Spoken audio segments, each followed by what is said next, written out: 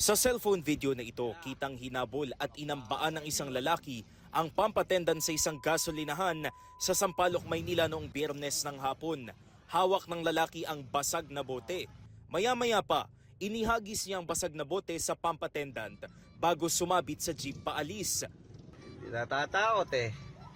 Wala pa raw 18. Tinamaan ng basag na bote ang pampatendant sa kanang braso. Kasi po nakaban po dito sa amin yun dahil binabalahura po niya yung CR namin. Tapos yung mga nakaparadang jeep ninanakawan po niya. Nasaksiyan ito ng uploader ng video habang nagpapakarga sa gas station.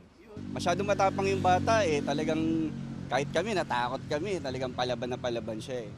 Ang last word na narinig ko sa kanya eh, parang kahit saksaking kita, eh hindi ako makukulong. So nagulat ako. Kaya talagang binidyo ko na siya. Isinuko ng kanyang ina ang menor de edad na anak sa mga otoridad.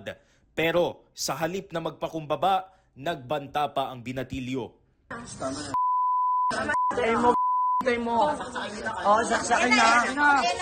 Pinabulaanan ng Manila Police District ang sinabi ng binatilyo na hindi siya makukulong dahil menor de edad pa lang siya.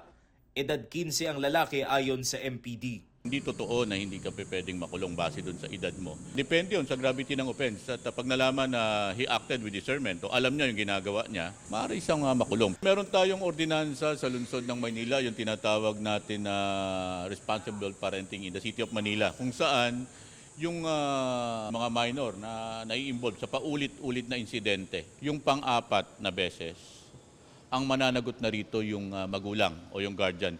Depende ito sa edad ng bata. Mas mababa yung edad ng bata, mas mataas yung penalty.